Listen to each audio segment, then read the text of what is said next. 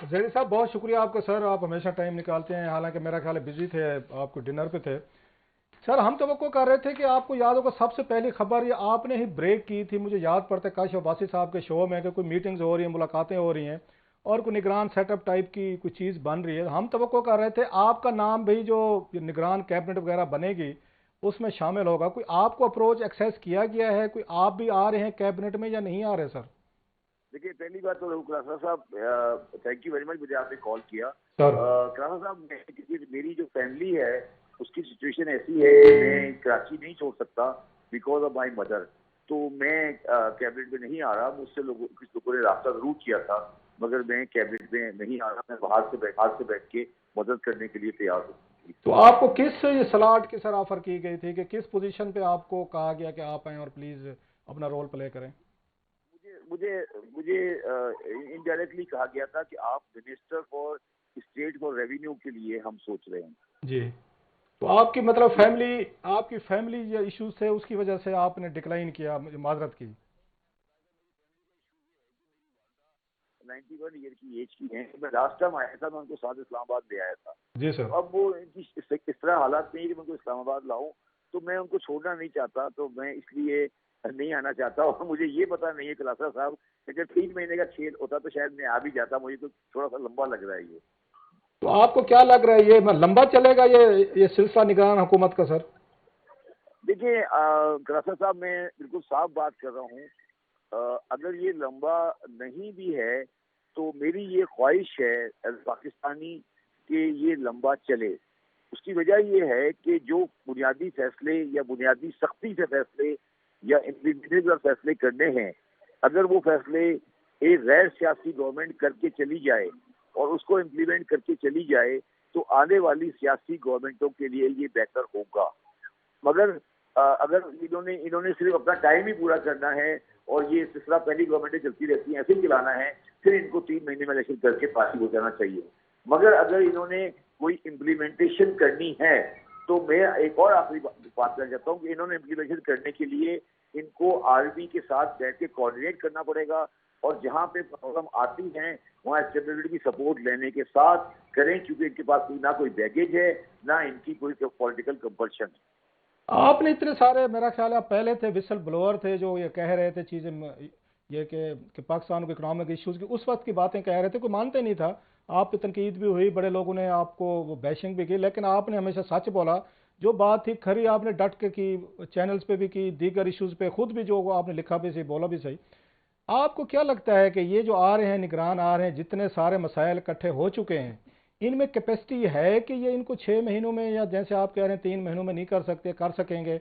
जो टीम जिनके नाम आ रहे हैं, कोई पता तो होगा आपको कि कौन कौन आ रहा है, तो आपको लगता है कि ये कर लेंगे सारा जो इश्यूज आप बताते रहे हैं? मैं बिल्कुल साफ बात करना चाहता हूँ। सर। जो नाम मुझे नजर आ रहे हैं, ये अक्सर नाम उनमें से ऐसे हैं जो पाकिस्तान में पहले टेस्टेड हो चुके अच्छा। हैं। और मुझे उनमें कोई बहुत ज्यादा ऐसा आदमी नजर नहीं आता जो बहुत एग्रेसिवली चले। तो पाकिस्तान को इस वक्त ऐसी जरूरत है कि आप बिल्कुल इसमें आप बिल्कुल शुरू स्टेज से सफाई करें और चीजों को सही करें।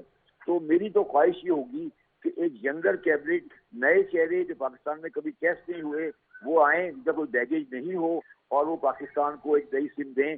जो मुझे जर्नली नाम नजर आ रहे हैं उनमें मुझे कोई वो उन नामों के साथ तब्दीली की आप बात कर रहे हैं वो नजर नहीं आ रही मुझे। और मुझे पिछले 2 दिन में कोई ऐसा बयान नजर नहीं आया 2-3 दिन में जिसमें काकड़ साहब ये बताएं कि वो पाकिस्तान के बुनियादी माशरती और माशी मसाइल को हल करने जा रहे हैं। अगर स्टेटस क्यों चलाना है, ठीक है, फिर तो 3 महीने इलेक्शन कराएं और चले जाएं। अगर जो बुनियादी जरूरत है वो करेक्शन की है, जिसका मुझे सिग्नल अभी तक नजर नहीं आया है। मगर करासरा साहब, मेरा ये व्यू है, मेरा जाती व्यू जी है सर। कि इसी वजह से कैबिनेट की डिसीजन डिले हो रही है। और मेरा ये ख्याल है, जाती ख्याल है, कि शायद कुछ लोगों की ख्वाहिश है कि वो ऐसी कैबिनेट लाई जाए जो बुनियादी तौर पर तब्दीली करने की सलाहियत रखती हो। अच्छा सर, बड़ा आपने अहम बातें की हैं। पहले 3 नाम आ रहे हैं। सबसे बड़ा निगरान वजीर आजम के पास जो बड़ी पोस्ट समझी जाती है वो है फाइनेंस मिनिस्टर की सर।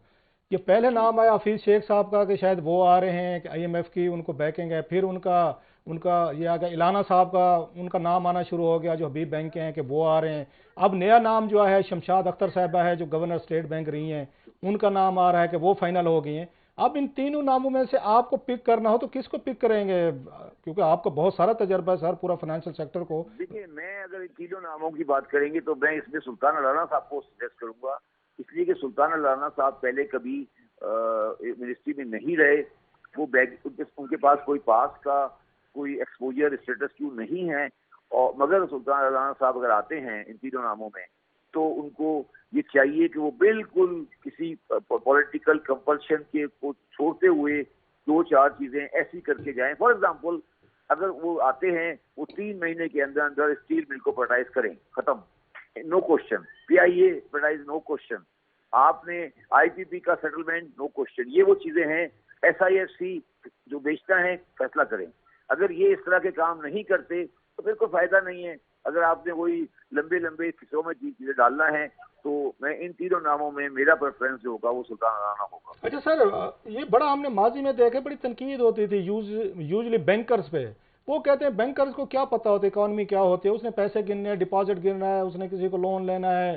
ان کو تو یہ کہ ان کو اکانومی کا اوور آل ان کی پکچر اتنی براڈ نہیں. شوکت عزیز صاحب تھے وہ بینکر ہے، اس کے بعد شوکت ترین صاحب آئے بینکر ہے، ڈار صاحب کا چارٹر اکاؤنٹنٹ والا بیک گراؤنڈ تھا.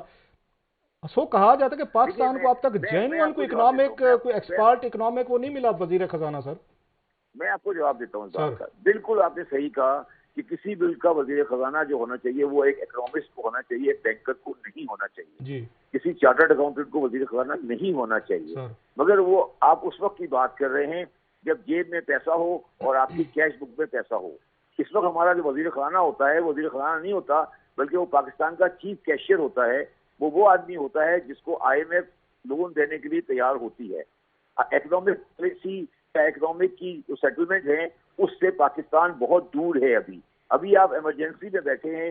ابھی آپ کو 8-9 مہینے کے اندر یا 10 مہینے کے اندر اپنا کیش بیلنس کرنا ہے.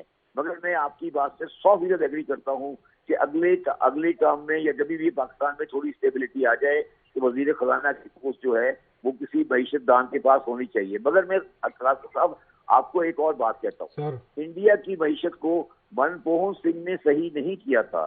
انڈیا کی معیشت کو صحیح کیا تھا مونٹیک سنگھ آلووالیہ نے، جو ڈپٹی چیئرمین پلاننگ کمیشن تھا. آپ ڈپٹی چیئرمین پلاننگ کمیشن لے کر آئیں، افیکٹو پلاننگ کریں، کام کریں، پلاننگ اینڈ ڈیولپمنٹ ڈویژن کے ساتھ کام کریں، ایک پاکستان کا پلان بنائیں، پھر ملک چلے گا. یہ نہیں ہو سکتا کہ میرا دل چاہ رہا ہے کہ میں سائیوال میں کول پلانٹ لگا دوں تو میں لگا دوں، میرا دل چاہ رہا ہے کہ میں لاڑکانہ میں آئی ٹی کی فیکٹری لگا دوں تو میں لگا دوں. اس طرح نہیں چل سکتا یہ ملک.